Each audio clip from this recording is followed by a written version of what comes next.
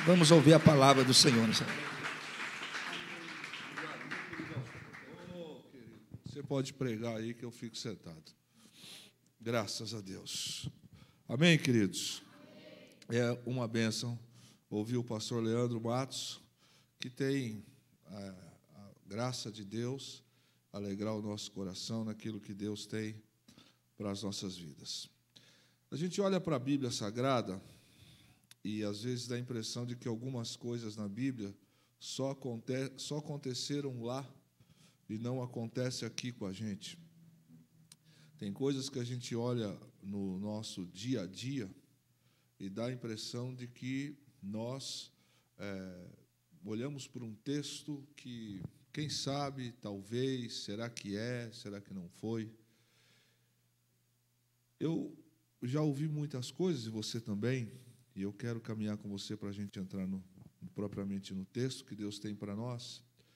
Quem já percebeu que os dias estão maus? Quem já percebeu? Os dias estão maus. Eu reconheço que nunca foi favorável ser crente, ou seja, em relação ao tempo. Sempre houve situações desconexas para que a gente pudesse não servir ao Senhor, que diga isso os nossos pais, os nossos avós. Mas eu penso que nos últimos momentos que nós estamos atravessando na face da terra, há uma sensação de que nunca mais a justiça vai voltar. Há uma sensação de que as coisas estão tão aparentemente fora do controle que nós não temos expectativa, não temos saída. Você olha para a instituição ou para as instituições propriamente dita, e a gente imagina que delas vão sair assim situações que vão nos trazer resposta às nossas aflições. E, na verdade, quando nós olhamos para algumas coisas, nós percebemos que as instituições, eu falo propriamente de justiça, elas estão totalmente desalinhadas. Não sei se você, diferente de alguns aqui, quem tem feito compra? Qual a sensação que você tem quando vai no mercado Nalva? Fala, meu Deus, onde eu estou vivendo? Eu não sei se é só eu. O Lorival eu sei que não tem problema, que ele ganha milhões por mês. Esse não tem crise.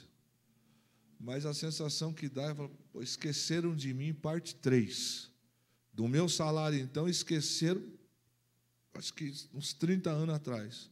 É incrível, onde já se viu quilo de tomate, R$12. Aonde já se viu carne vermelha no preço que está. Aí você pensa que tudo acabou por aí, não. Aí você precisa abastecer o carro. Aí você fala, não é possível um negócio desse. Mas aí tem coisa pior. Aí você olha e percebe que a sociedade está de cabeça para baixo. E dá a impressão que nós estamos, para onde a gente vai, para onde a gente corre, o que a gente faz da vida.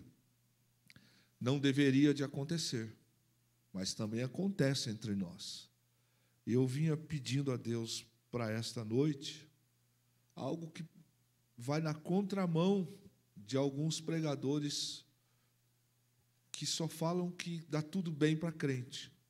Eu não sei com você, mas na nossa vida, me parece que alguns heróis da fé, alguns homens e mulheres de Deus, atravessaram dias difíceis.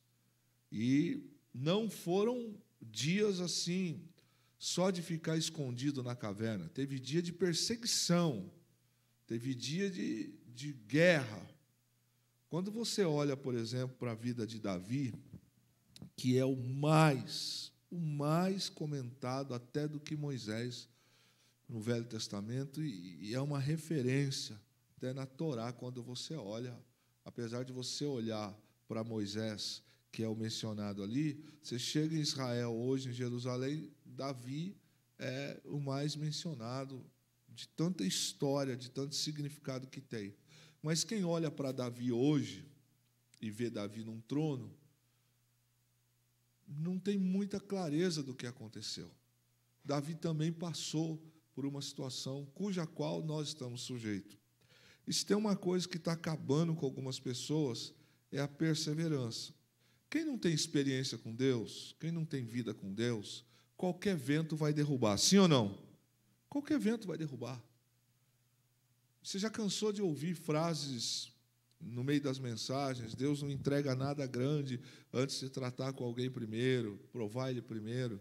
Mas não significa que você está num trono, não significa que você não tem um problema financeiro, que você não está atravessando um outro problema, que você não tem dificuldade. Às vezes, são situações na saúde, na situação emocional e tantas quantas mais. Fato é que nós estamos também sujeitos a passar por dias difíceis. Sim ou não? Sim. Qual é a diferença dos que servem e os que não servem? A diferença é que aqueles que servem têm a paz e a tranquilidade que Deus vai cuidar de tudo. Quer ver uma coisa? Não sendo religioso agora, nem sendo crentez, quem aqui já passou por uma crise terrível e achou que não ia subsistir, levante as mãos. Passou? Passaram? Mas não parecia o fim? Sim ou não? Quer ver uma área que pega? Área ministerial. Os últimos tempos, ser pastor. Conflito. Discordo. Tá, querido, deixando de ser crentão e caindo na real. Olha o que a gente encontra aí fora hoje. É hostilidade, é decisão judicial de coisas que você fala assim, não, isso não é possível que isso... Não, está acontecendo. Eu estava no médico agora,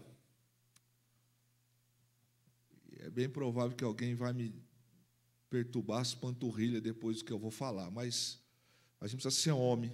Antes de ser crente, tem que ser homem. Estava no médico agora há pouco, esperando para ser atendido, e aí aparece assim nas manchetes das notícias. Aconteceu. A primeira Miss Goiás é homem. É isso aí. É isso. Ué, mas no concurso... Não, irmãos, a sensação que você fala assim... Vou usar uma expressão aqui, na boa. Irmão, o que está acontecendo? Concurso de Miss não era para mulher? Agora, as mulheres conseguiram perder. E agora a Miss Goiás é homem. A Miss Goiás. Então, as silhuetas, a feminilidade, etc. E tal, o mundo está assim, ó.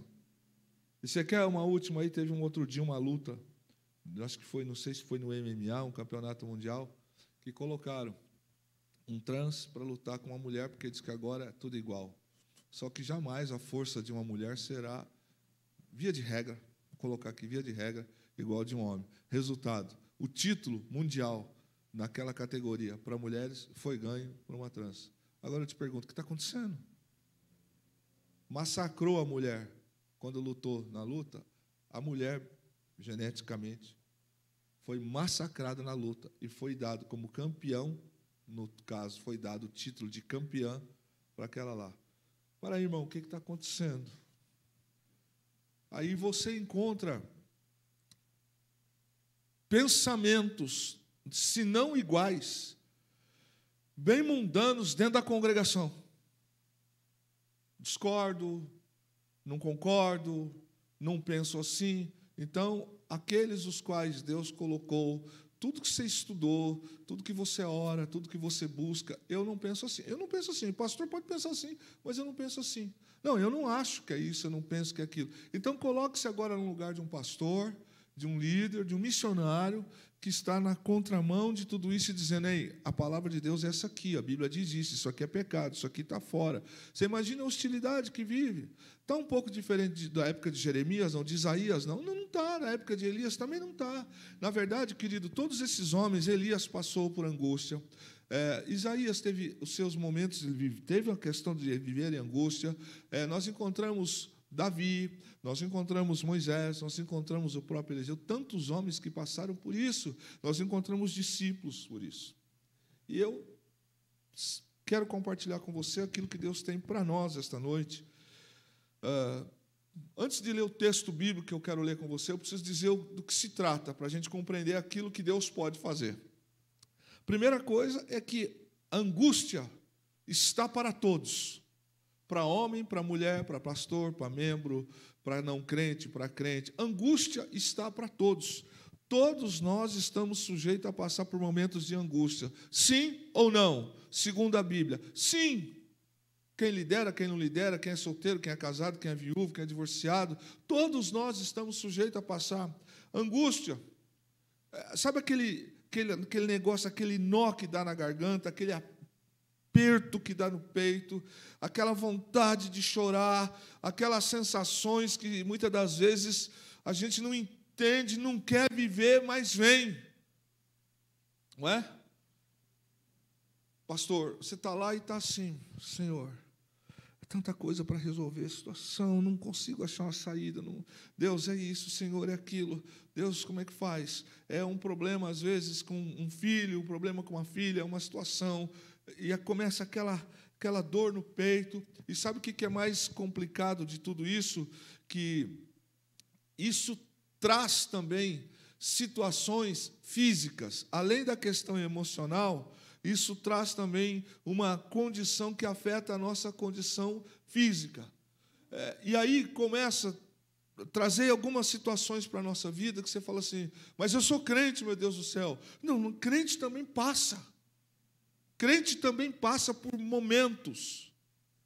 Momentos. Os missionários que estão aí com a cabeça a prêmio nas outras nações, estão lá, entre aspas, porque querem. Ouvir o chamado? Sim. Se eles quisessem renunciar, renunciaria sim. Eu não estou usando aqui uma colocação de politicamente correto, como alguém está dizendo, mas estou dizendo assim, quando eu digo eles estão lá porque querem, é porque para eles é importante, eles ouviram o chamado, e é isso. Mas eles passam por angústia, eles passam por situações. Imagine os pastores evangélicos que estão pastoreando as igrejas na Ucrânia agora. Como é que estão vivendo? Qual é a próxima cidade? Irmãos, essa semana os caras destruíram umas coisas que eu falei assim, santo Deus, 30, agora 60, 70 anos talvez, ou 100, para reconstruir aquilo que já foi. Agora imagine a fé dos novos convertidos, imagine os adolescentes que estão vivendo lá aquele momento e que resposta os pais dão, que resposta o líder dá, mediante tudo isso que está acontecendo. E a angústia ela é considerada, pela grande maioria dos psicólogos também, com uma caracterização, perda de humor, perda de paz interior, dor, insegurança, culpa, mal-estar, tristeza. Todas essas coisas acontecem quando nós estamos em angústia. Quero dizer novamente, homem de Deus, mulher de Deus, passa pelas mesmas coisas. Exemplo, quem está pastoreando agora na Ucrânia, quem é missionário agora na Ucrânia, não estão passando as mesmas turbulências? Sim. Você acha que eles estão com a alma felizes? Não estão. É bem provável que algum deles estão vivendo uma dor interior, estão vivendo uma falta de paz por parte de alguns cristãos que estão lá. E, enfim, tem aquela junção de coisas que acontecem na angústia, questões físicas e questões que são emocionais. Nós podemos chegar a um ponto, quando angustiado nós estamos, que nós perdemos a vontade, e isso não estou dizendo que está certo, aplica-se aqui agora algumas coisas também, especificamente para quem não tem fé. Quando a angústia entra na vida de alguém que não tem fé, ou você pode dizer assim, poxa, pastor, mas quem tem fé não pode ser abalado? Abalado não, a gente pode passar. Jó passou por tudo aquilo e disse assim, eu sei que meu Redentor vive. Quem está comigo, diga amém. Ele disse, eu sei. Aí, irmãos, vem cá. Todo mundo olha para aquilo que Jó recebeu e fala assim, como é que você está lá fazendo adoração, antes de saber se os teus filhos pecaram ou não pecaram, do que eles aprontaram ou não, aí chega alguém e fala assim, ó, é o seguinte, todos os teus animais caíram no desfiladeiro e morreram, e é o seguinte, caiu raio, acabou com o telhado disso, fez aquilo, e assim a gente vai vendo dia após dia tragédia na vida de Jó, e ele ainda diz, eu sei que o meu Redentor vive. E aí a gente vai encontrar os amigos de Jó, que você fala, poxa, quem tem uns amigos desse aí, talvez não precisa de inimigo, não. Porque os caras vêm tacar mais lenha na fogueira, um pouco mais de pimenta no caldo, e aquilo que está ruim sempre pode piorar, acredite nisso aí. O pessoal sempre fala assim, não, pior do que está não fica. Brinca para você ver se não fica. Fica, querido. É só você não viver a palavra, não viver uma fé genuína. Uma coisa vai trazendo a outra. Por exemplo, um estado que a angústia traz é a vontade de fazer coisas cotidianas. Por exemplo, a mulher perde a vontade de levantar. Se bem que tem umas preguiçosas, mas é diferente. Agora estou falando de gente que está vivendo isso. Não tem mais vontade de arrumar a casa, não tem mais vontade de se arrumar, não tem mais vontade disso ou tal daquilo. Eu estou falando da mulher ímpia. O camarada, o homem, não tem mais vontade de trabalhar. Ele perde a vontade. Então, a produção dele não trabalha. Imagine um autônomo que perdeu a vontade, que está desmotivado para abrir a oficina, para abrir a marcenaria, para abrir a padaria, para abrir a lanchonete, para sair na rua vendendo, ele perdeu, porque a angústia tomou conta da vida dele. Então, aquelas tarefas que ele fazia, aquelas coisas que aquelas pessoas faziam diariamente, ela chegou em tal condição, a angústia da sua alma, que ele não consegue mais conduzir, e aí vem o segundo momento, ele se isola, e aí a coisa piora mais, porque não ouve mais ninguém, porque bota na cabeça que aquilo é consequência disso, ou mesmo que seja uma consequência de um erro, mas a gente precisa viver, a gente precisa levantar a cabeça, ou então não é consequência de pecado nenhum, é um momento da sua vida, é uma prova, pode ser uma tentação, é uma fase, é um ciclo da nossa vida. E aí, querido, a gente começa, as pessoas que estão vivendo isso, entra no terceiro momento. O que vai ser de mim? Quem aqui já não pensou no meio de uma crise, e eu quero que você seja honesto? Aliás, precisa ser. Já falou, meu Deus, como é que vai ser? O que vai ser da minha vida depois disso? Quem já passou por isso? Quem já pensou nisso, levante sua mão. Se eu levanto a mão, alguns levantam. Se eu não baixo, também não é. Fica assim agora. Aí a gente, no meio de uma faculdade, faltando 2 meses para terminar, 1 mês para entregar o TCC, ou diante de um concurso público, a gente para. Parece que o futuro ficou sem condições de acontecer. A nossa dúvida, ela se manifesta de tal forma que a gente começa a viver agora uma imaginação. Então, de repente, a gente começa a observar, e o nosso raciocínio vem dessa seguinte forma.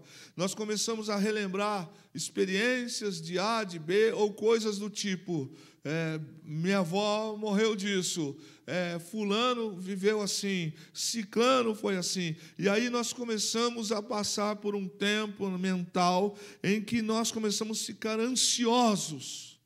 E aí é mais ou menos assim, igual garganta inflamada. Uns dizem assim, vai lá, faz um chá de limão com mel, faz isso. Aí você vai lá, pega chá de limão com mel. Aí o outro fala, não, cara, sabe o seguinte? Você pega o seguinte, você vai lá, pega a casca de banana, mistura com um pouquinho de vinagre, faz um gargarejo que vai dar certo. Você faz também, porque você está ansioso. Na verdade, não deu nada certo. E aí começam aquelas receitas absurdas. Mas a gente faz, porque nós deixamos que a ansiedade tomasse conta da nossa vida e a gente passa a não ter certeza de mais nada. Aí aquilo que tinha foco na nossa vida não tem mais. Não acredita mais no casamento. A gente começa a dizer o seguinte, não, o casamento não vai dar certo. Não é. Ou do tipo, não nasci para ser feliz no casamento. Ou a gente começa a viver uma realidade do tipo assim, quer saber? Eu não vou conseguir me formar mesmo. Não adianta nada eu estudar, não vou prestar mais o concurso, porque a coisa não vai. E outra, quer ver uma das coisas que aconteceu recentemente? E não foram poucas as pessoas, e talvez alguns aqui vão concordar. Lembra da reforma agora do Código Trabalhista? Qual foi a frase que mais a gente escutou na rua? Acabou. Quem aposentou, aposentou. Daqui para frente não aposenta mais. Então não contribui, então, porque não serve para mais nada mesmo. Então, não contribui para você ver como é que vai dar. Aí a gente começa a botar na cabeça que aquilo é um fato e que se não deu, que já, está vendo fulano? Fulano deu entrada, já faz 3 anos que ele deu entrada e até agora não saiu.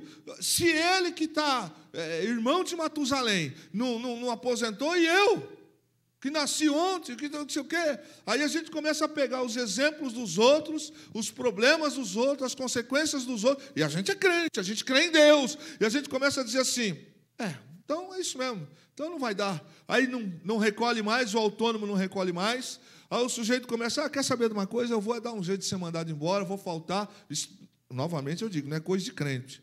O crente que é crente, ele entra pela porta da frente, sai pela porta da frente. Passou disso, é procedência maligna. Eu não vou mais, eu vou dar um jeito, vou cavar um jeito, vou faltar 29 dias, aí quando faltar um dia para dar 30 justa causa, eu vou trabalhar. Não é bem assim, não vou entrar nesse campo. Vai dar justa causa, de alguma maneira você vai tomar. Não, mas eu vou dar um jeito de cavar, porque eu vou ser mandado embora, aí eu pego o meu dinheiro, quer saber? E eu vou gastar com tudo, vou torrar tudo. Vai dar ruim, porque a gente está vivendo sem fé. Nós deixamos que a angústia tomasse conta. E aí, a própria Bíblia diz que um abismo acontece o quê, querido? Mais alto, um abismo. Bom, vai fazer comida, imagine comer uma comida de uma pessoa angustiada. É boa a comida? Erra ou não erra na mão? Sim ou não? Ouse reclamar. Ouse reclamar que o feijão ficou extremamente salgado. Ouse reclamar que o arroz está unidos venceremos. Frases. Fogão está ali, o arroz está ali, vai lá, faça você. Sabe fazer melhor que eu? Faça lá. Estou fazendo um favor de fazer. Aí, meu irmão, aí os demônios estão só assim, pode contar, nós vamos entrar em campo daqui a alguns minutos. No ritmo que está, já que nós vamos entrar em campo. O inferno fala, quem vai primeiro? Vou eu, porque os demônios estão ali. Quer ver só? E aí começa. Porque a angústia tomou conta do coração.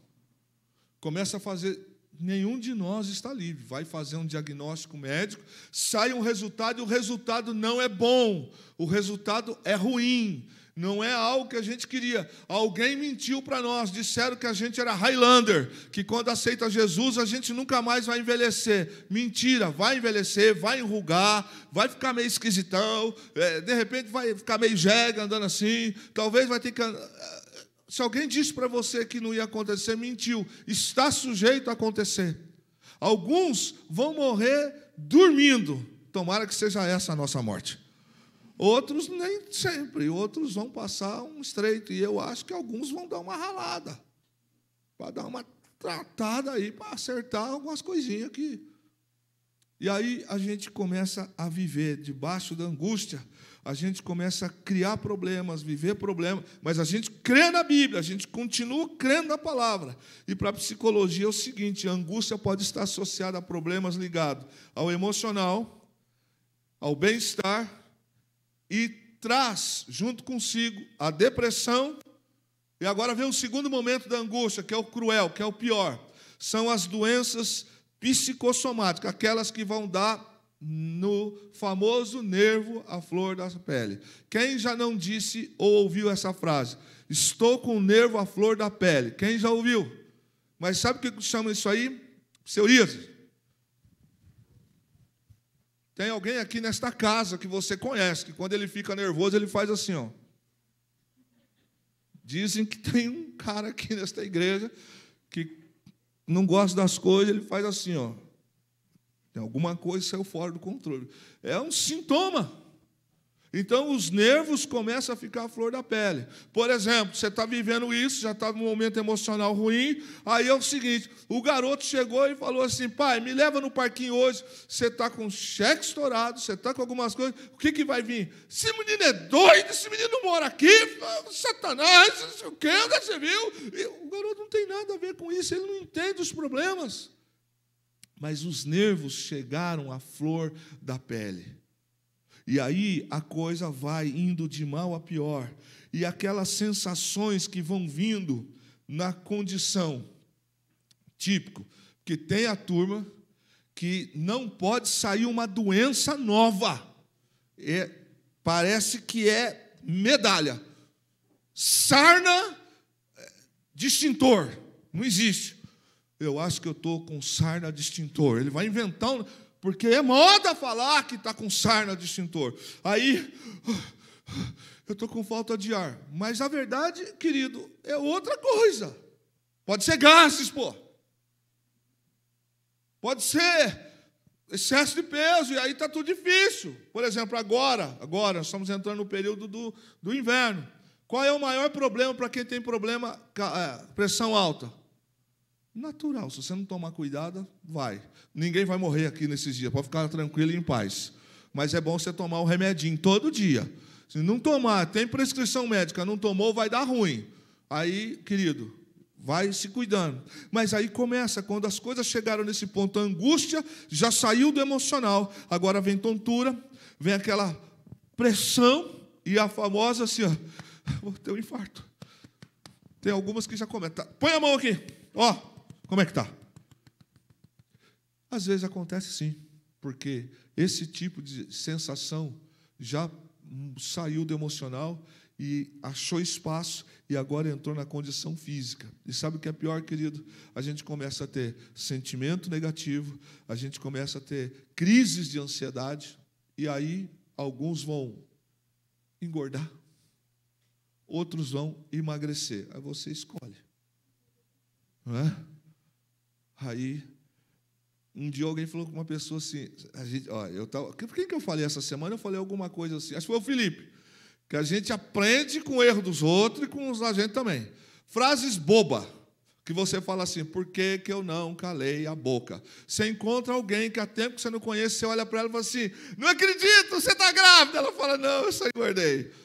O que você pensa naquela hora? Por que eu não calei minha boca? Não é? Aí a mulher, o homem não fica grávido, embora estão querendo inventar, não precisa, mas, enfim. Aí, Deus, estou acabado.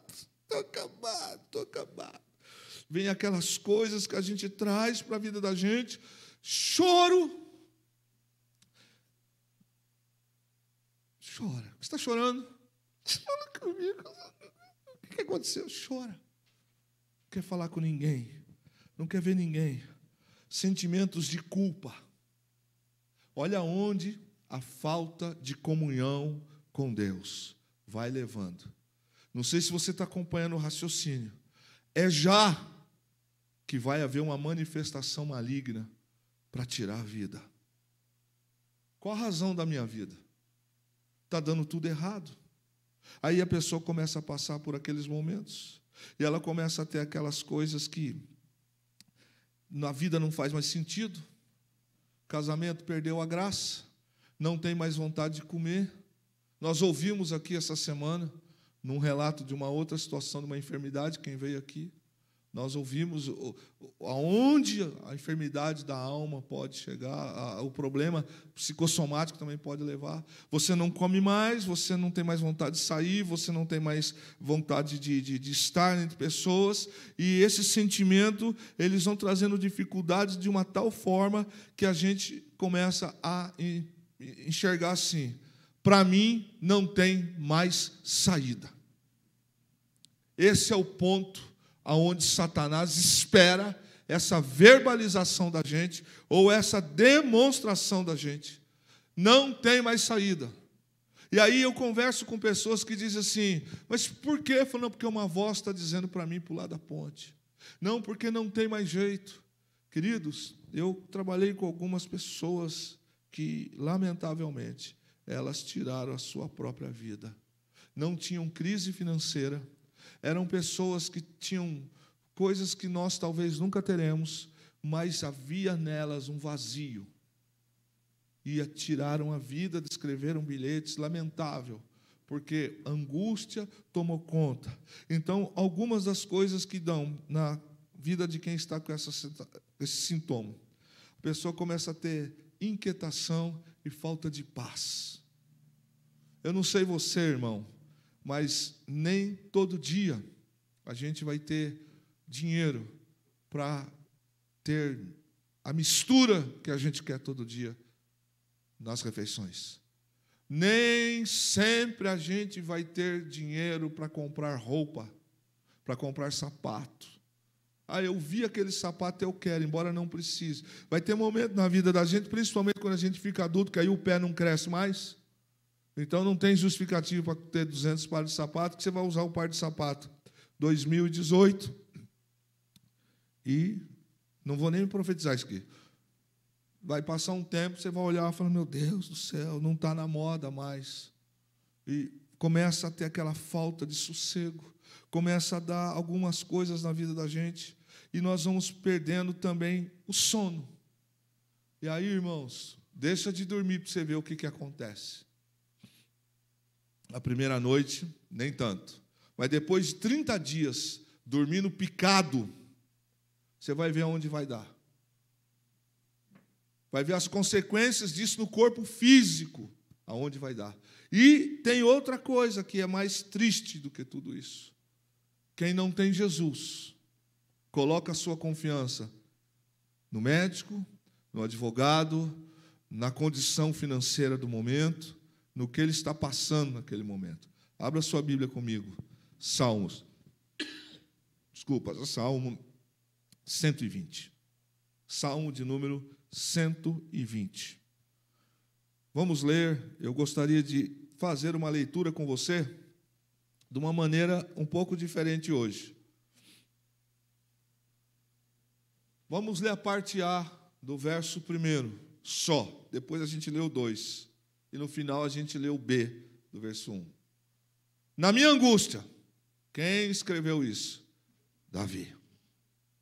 Na minha angústia. Ou seja, Davi entrou em angústias.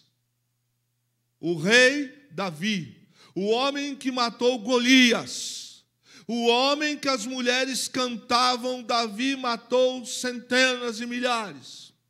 O homem que foi o mais cortejado no reino.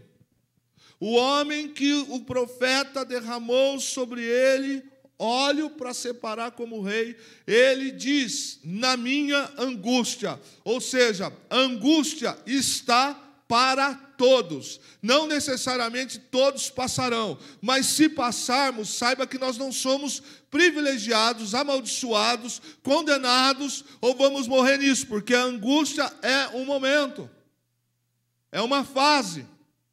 Pode ser, como eu já disse aqui, uma questão de provação, ou simplesmente uma consequência.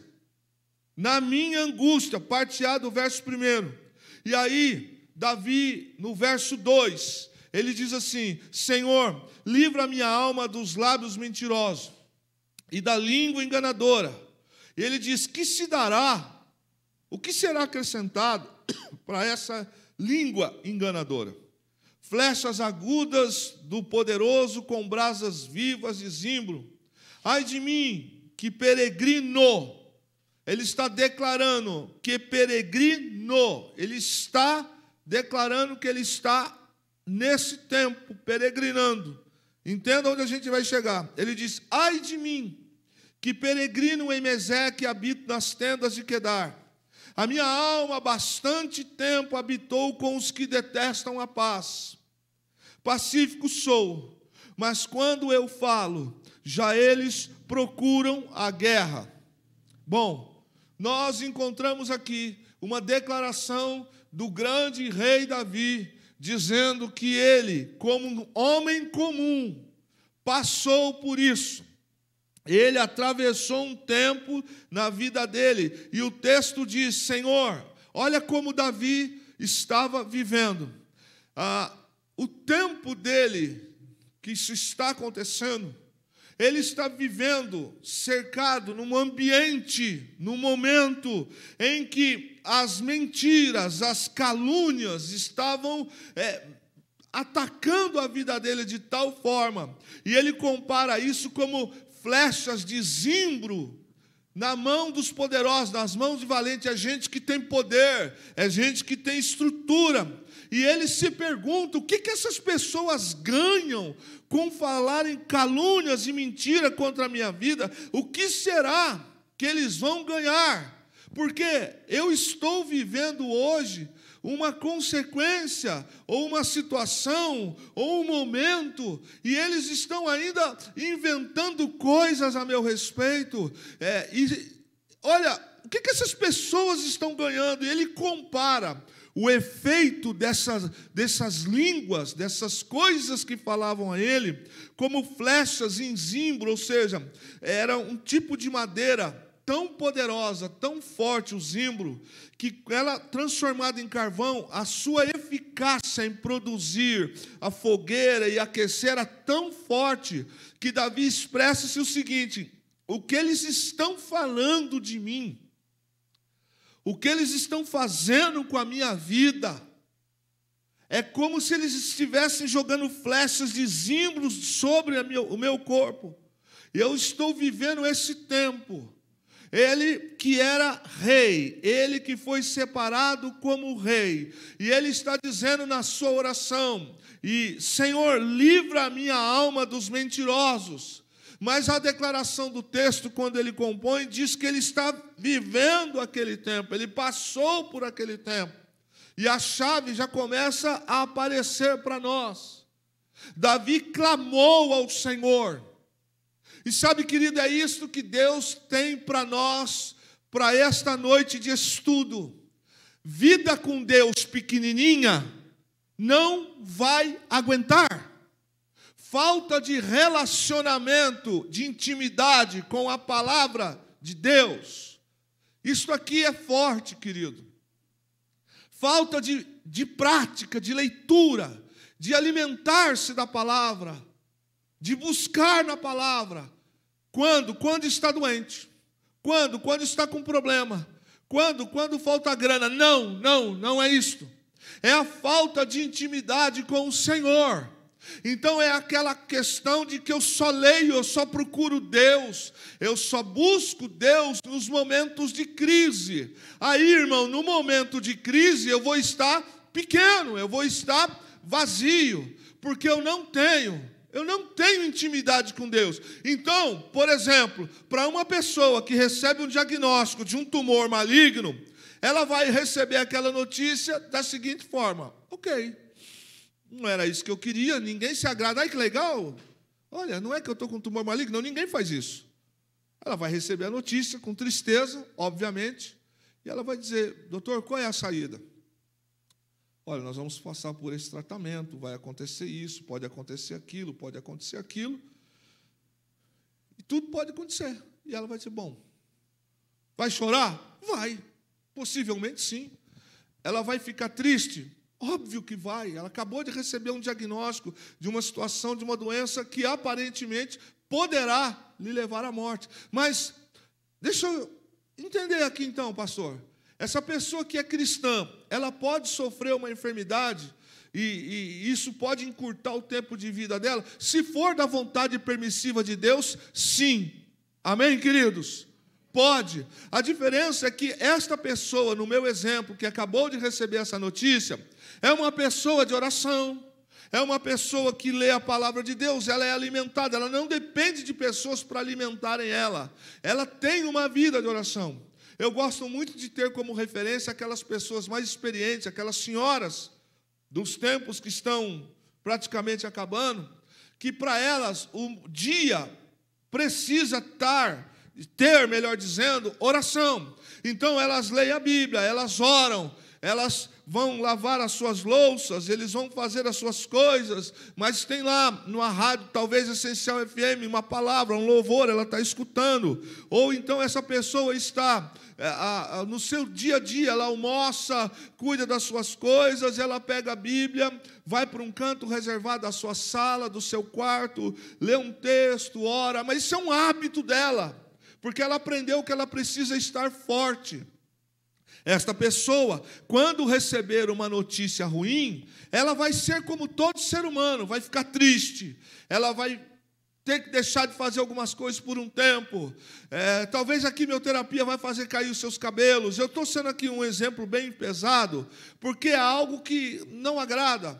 Ou outra notícia do tipo, olha, não tem jeito, vai ter que amputar um órgão. Quem que fica feliz com isso? Mas a pessoa que tem com Deus intimidade, que ora, que sabe, e no texto tem uma resposta clara e evidente para quem é perceptível. Ele sabe que aquela condição, aquele momento, não limita Deus. E que Deus não se resume, porque Deus não fará aquilo que eu quero. Deus deixou de ser Deus. Porque ela tem uma relação, ela é filha de Deus. Filha. Filho de Deus. Não é que ele venha a alguns cultos. Não é que ele vai vir na ceia, sábado. Não é que ele vai vir aqui e vai ouvir a palavra e está tudo bem. Mas eu vou à igreja. Querido, quantas pessoas que estão sentadas, que vêm à igreja, mas não tem um sinal de vida. Não tem um sinal de vida. Dizem que vem prestar culto. Dizem que vem cultuar, mas não há expressão de vida. Entra culto, sai culto, entra culto, sai culto. Não há expressão de vida. E eu já vi aqui nesta casa, que já passaram por aqui, que estão aqui, que estão ou viveram momentos que misericórdia. Aquele momento que a pessoa senta com você e fala, pastor, preciso conversar com o senhor. Ele vem e fala, pastor, é isso. E você fica... Pastor Leandro Matos, o que eu vou falar agora? A primeira sensação que dá na gente não está errado. Vamos orar. E a gente quer, como pastor, como crente, botar a mão na pessoa e orar, aquela enfermidade ir embora, aquele problema sumir. Mas às vezes não vai acontecer assim. E isso não quer dizer que Deus não é Deus. Deus deixou de nos amar. Essa pessoa recebeu uma notícia, mas ela tem vida com Deus. Ela andou nos caminhos do Senhor. Sabe o que é andar nos caminhos do Senhor? Andar não é ter uma Bíblia desse tamanho, com a letra extra gigante igual a minha. Não é ter uma Bíblia em casa, no porta-luva do carro, no escritório, no gabinete ou no criado. Andar no caminho do Senhor. Andar. Orar diariamente, falar com Deus, falar, não é só pedir, falar com Deus. E abrir as Escrituras, tem uma leitura bíblica sistemática. Então ele tem o devocional dele, ela tem o devocional dela. Ela não está vivendo uma tragédia, mas a tragédia pode acontecer, a angústia pode chegar. Então quando vem o dia da angústia, o dia da calamidade, esta pessoa em Deus, ela está fortalecida. Volto a dizer, é agradável receber a notícia de um cônjuge que diz assim, cansei, estou indo embora da sua vida. Irmão, como assim?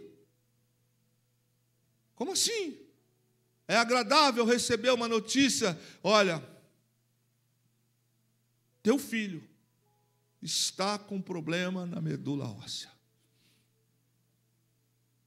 É leucemia. Não é agradável. Não é pecado chorar. Não é pecado ficar triste. Não é pecado ficar com a alma batida no momento. Porque você é humano. Nós somos humanos e a nossa humanidade, a gente precisa chorar mesmo. Botar para fora algum sentimento, porque senão de alguma maneira isso vai trazer consequência. O luto precisa ser vivido. O que aconteceu com a pandemia agora? tudo que morria era Covid. E nós descobrimos que nem todo mundo, que pelo menos uma parte que não era Covid, mas colocaram no rótulo, porque, né, no pacote vinham algumas coisas aí de benefício para algumas prefeituras. Então, aí depois que teve o velório, a pessoa morreu, 60, 90 dias depois, vem um laudo dizendo, não era Covid. Era isso. Tá, mas vocês tiraram o meu direito de velar. Agora já foi, já enterrou. Vai desenterrar e fazer velório? Não vai. A gente não está livre disso. Nós não estamos livres de ter que pegar o nosso carro do ano, o carro que eu sonhei em comprar, o carro que é fruto de 10 anos, e a coisa apertou. Eu vou deixar de ter um carro agora, 4 portas, ou um carro tal, e para ajustar o momento da família, eu vou ter que adequar. Irmão, pergunta quem tem aquela bicicleta de estimação, aquele carro, aquela, fala, puxa, meu, fase. Mas essa pessoa, ela adora. Ela é um adorador por excelência. Sabe, queridos, vocês estão cansados de me ouvir falar aqui. Cansado. O que eu vou dizer agora? Estar no templo não significa estar convertido. Estar no templo não significa que eu estou cheio. Como não congregar é antibíblico.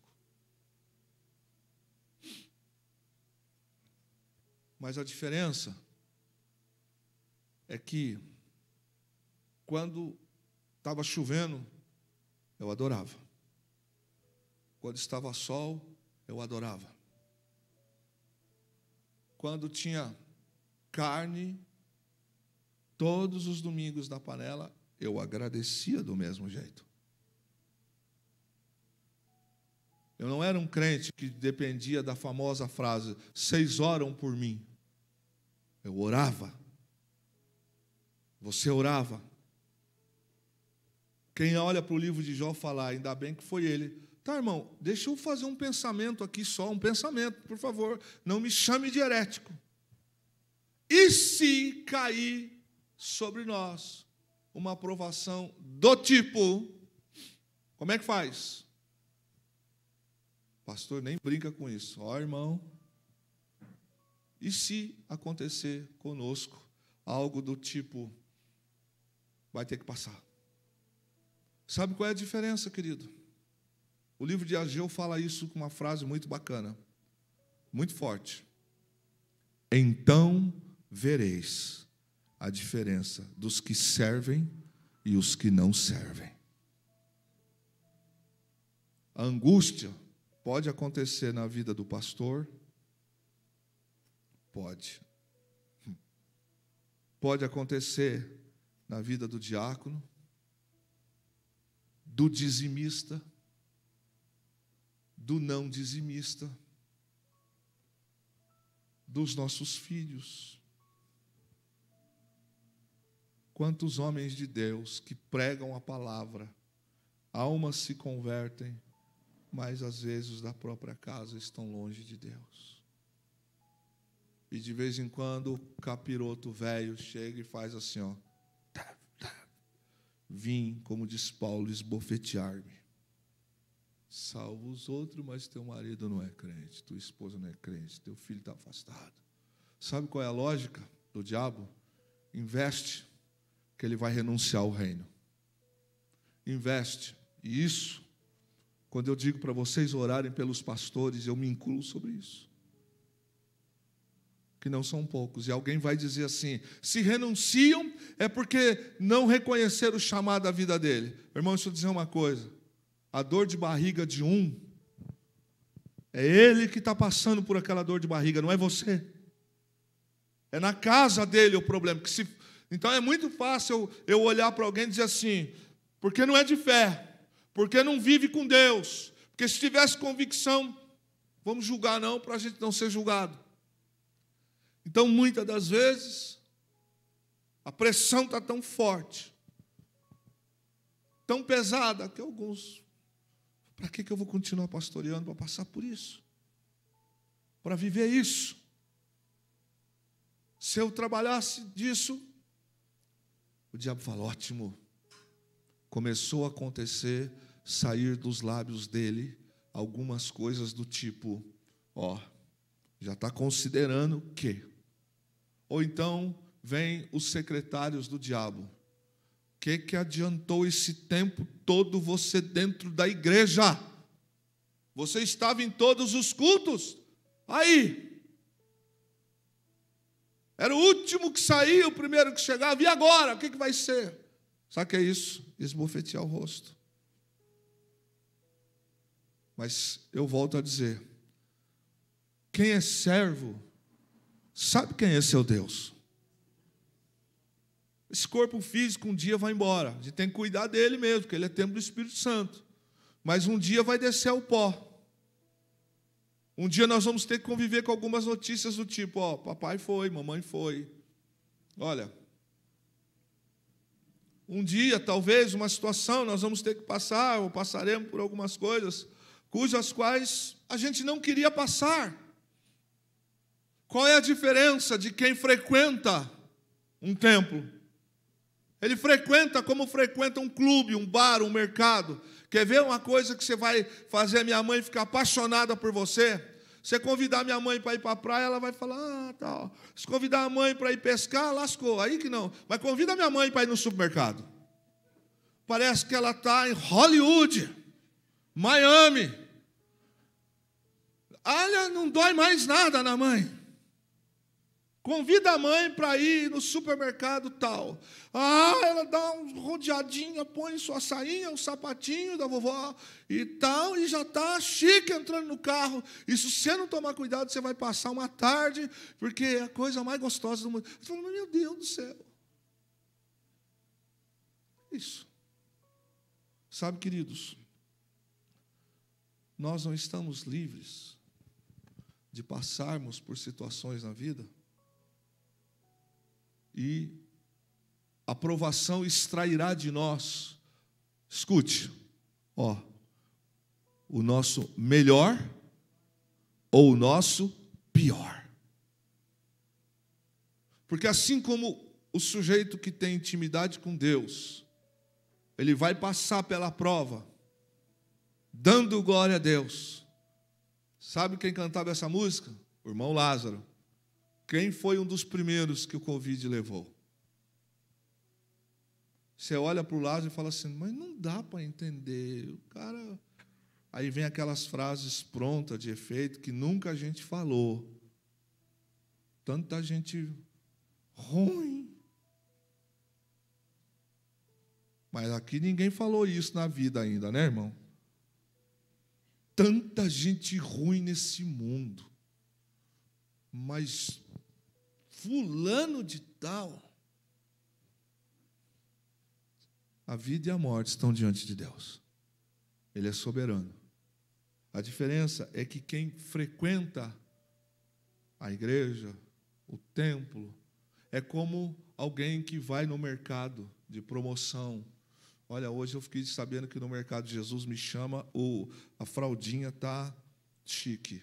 E olha, eu fiquei sabendo hoje, os anjos de Belém no mercado tal, hoje está em promoção de pão de queijo. Aí vamos lá, passeia tal, acabou. Quando a gente sabe quem é o nosso Deus, e a gente tem intimidade com Deus, eu quero pontuar com você que a angústia virá também. Que muitas das vezes você vai passar por momentos como passou Davi. Quando ele disse o peregrino, ele está dizendo que ele estava se sentindo como alguém que está naquela região, naquela circunstância. Tamanho estrago que as pessoas estavam fazendo na vida de Davi, que ele estava dizendo que ele era pacífico, mas as pessoas tinham a língua pesada, julgavam. Ele diz que por mais que ele buscasse a paz, ele vivia os seus momentos de confronto, porque as pessoas ainda chegavam para Davi e questionavam e falavam, que Deus, que nada. O Salmo 120 traz, por exemplo, expressões do tipo quando ele diz assim: ai de mim, está doendo o que eu estou vivendo, que habito nas tendas de Quedar. Ai de mim, está doendo na alma. O momento não está favorável para Davi. Ele foi caluniado. Quando Saul acusa Davi, não é justo. Davi nunca levantou-se contra Saul. Mas agora, desculpe, irmãos, estou gripado. Mas agora que Saul se levanta contra Davi, cadê os soldados que estavam junto com Davi nas batalhas? Também se viraram contra Davi. E o que é pior, estão a cumprir ordens absurdas, estão dizendo que eu sou um rebelde contra o reino. E Davi teve que se esconder por alguns anos na caverna de Adulão. E pessoas dizendo: ele é um traidor, ele não vale nada. Mesmo Davi dando prova, as conversas que vinham sobre Davi, melhor dizendo, entravam na alma dele. Queridos, tem momento que você nem deve abrir a boca.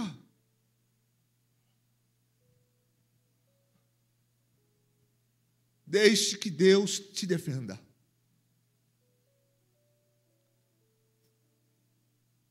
As coisas que dizem, as coisas que falam, entram com um efeito só. Vamos pará-la.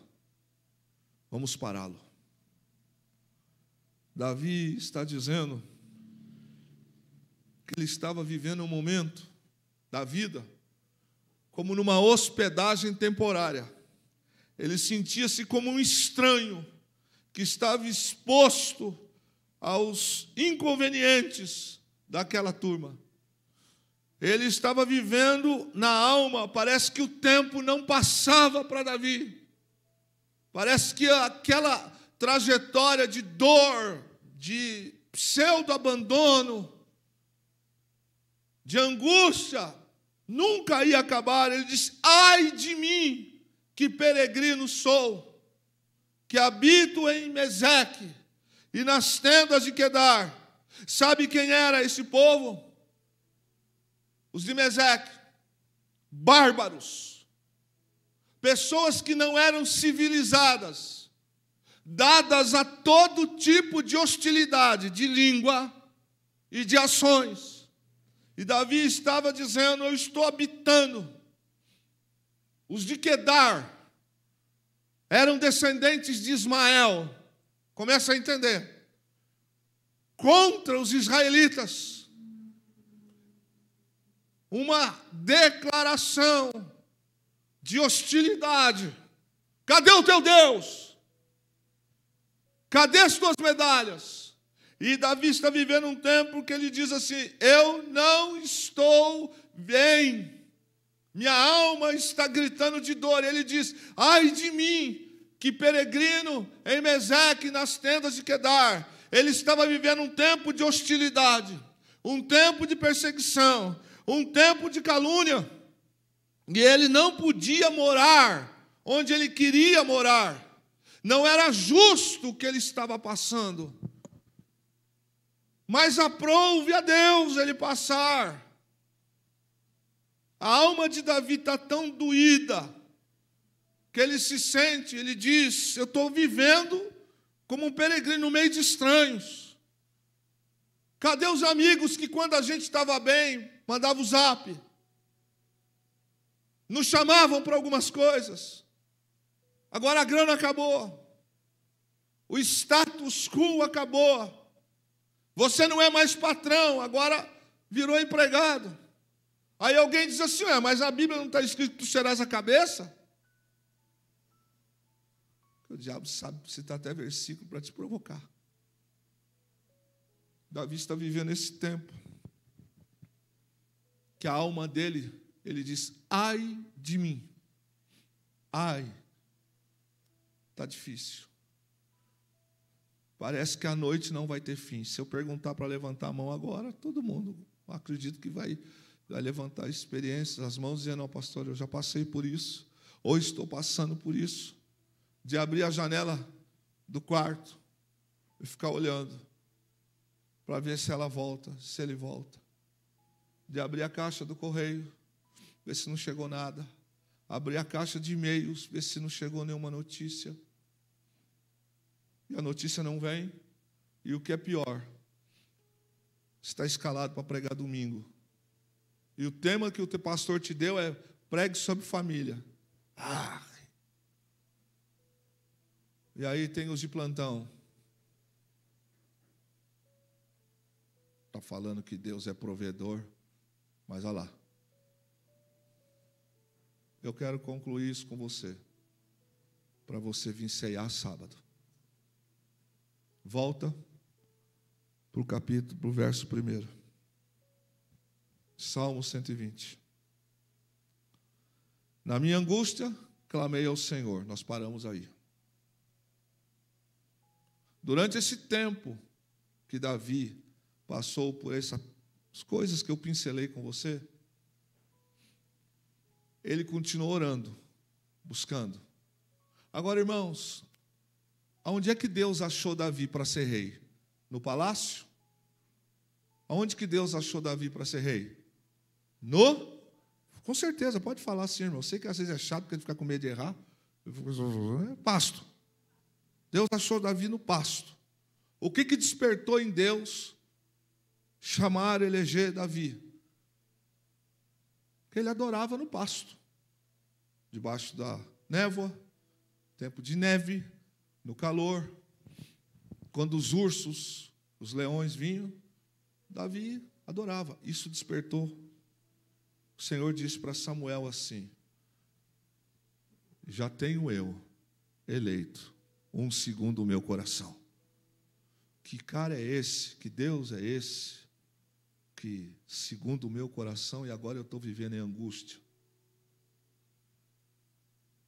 Deus não é Deus e só não está conosco quando a gente está no palácio. Deus jamais virará as costas quando a gente estiver em angústia. Quantos minutos eu tenho, Agostinho? Deus é Deus nos dias bons e nos dias ruins. Davi está vivendo um tempo, agora aqui, que isso aqui, estava arrebentando com ele. A hostilidade. Podia ajudar, mas não vou ajudar. Metido. Traz sobre si uma frase na expressão de vida como se fosse Jesus: sem mim nada podeis fazer. Machuca. Mas Davi começa o Salmo 120 diferente. Diferente do que ele viveu. Ele conta o livramento.